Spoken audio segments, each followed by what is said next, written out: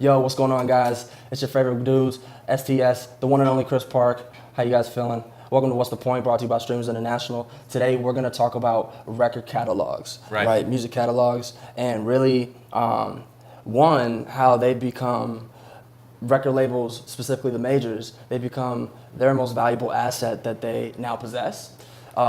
When they used to have an entire just multi-purpose organization, you know, a lot of their power has been diminished and has just really relied and just sits in the catalogs and the copyrights. And that brings me to the other point, which is the copyright, right? The value of the copyright and just how dramatically that has increased due to streaming and also due to just our endless access to music. Because now, as opposed to before, how did we get music? We went to the store, bought a CD, and that transaction, that's when everybody got paid. And then we'd go home and listen to it. But now, I can just stream and stream and stream and stream and stream. And every stream is a transaction. Every stream is being counted and calculated and producing a royalty. And that's the point. Yeah. That increases the lifetime value of the music. Right? Because like you said, when I buy a CD, I pay the artist one time, or I pay the record label. Everyone gets paid one time when that transaction happens, as opposed to now with streaming,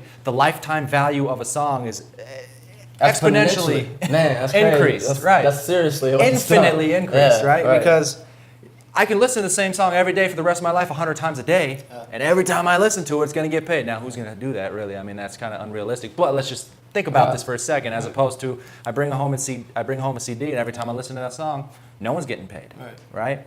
And then on the flip side of that, with the streaming catalog, you're having a much greater chance of that song being shared. Absolutely. Right? And that's really the goal of any artist, is to get to their music to as many people as possible, right? So when I'm streaming a song, I like a song, I can immediately send it to somebody else who's going to stream it, and now we're increasing the value of the whole catalog of every song you make. And that's directly correlated to social media. Our massive usage of social media is also contributing to this phenomenon, right? So the catalog and the value of the catalog is increasing exponentially. So as an artist, the most valuable asset you control is your catalog of music. And as a record label, that's their only valuable asset at this point. They've lost a lot of their power when it comes to the distribution channels that they used to have. They don't own all the record stores, and they don't own all the radios where music is being played. So a lot of the value of the record label now is in the catalog. That's really the most leverage they have. In the copyright. In the copyright, you know, right? And the ownership which comes of to that music. the catalog, right? Right. Absolutely. Exactly. And so that's where you see them throwing their leverage around with these streaming services, and how they're able to work out these deals to increase royalties for artists and get bigger paychecks and get ownership equity in shares of Spotify when they IPO, and make $1 billion selling shares within the first month of Spotify's IPO. All these things come because of the leverage of the value of the catalog of music. And you see businesses taking advantage of this as well. I mean, there's a company called Hypnosis, which is a music IP investment firm. So their sole purpose as a business is to invest in catalogs, to invest in the copyright of music in hopes of making a return on royalties, because of what's happening, what's going on. The Dream just sold he sold 75% of the copyright of his catalog to Hypnosis for $23 million.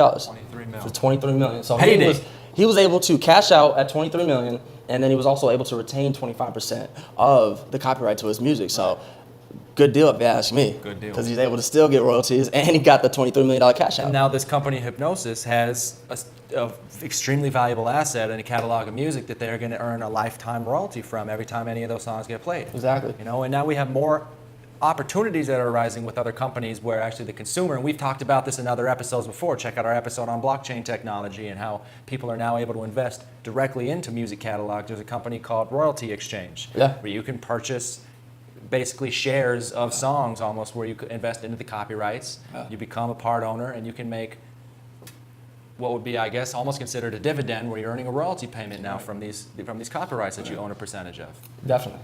100%. It's a big opportunity. And even going back to the Hypnosis and the Dream whole deal that went down, what I was thinking about is how interesting it's going to be to see this type of thing unfold, where it's almost like sports, where recently Odell Beckham Jr. just got this major contract extension. Got a Yeah. max contract. Did you hear about I that? saw that. Yeah. Uh-huh. You know, so something crazy like 60 million guaranteed, 65. 90, right? You got 95 mil, right? Yeah. So he is the highest paid receiver in the league right now. Right. So then they're already talking about who's going to get the next deal. That's the record. So who's going to get the next deal, right? Is it going to be Antonio Brown or AJ Green or Julio Jones?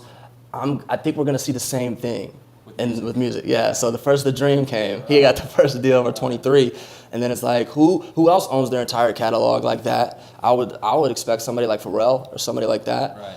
to own their own catalog, and then perhaps they'll sell his catalog to a music IP investment firm, Right. you know, for a cash out and retain a little bit of that percentage. So I think we're gonna see some record-setting deals like that taking place, and seeing musicians compete for that type of deal, and they want to set the record because they got the hottest music or the best catalog or they're most relevant right now, or I just feel like that's gonna be something really exciting to see. So as an artist now, what can you do? You can build up a catalog of music, build up the most valuable, high quality songs you can, and keep putting them out, because the more you have, the higher value that catalog can ultimately be. And then do whatever you can to leverage streaming, because the more streams that catalog is getting, the more valuable it can be, and you can leverage that into a massive deal like that with one of these companies down the road. That's You know, right.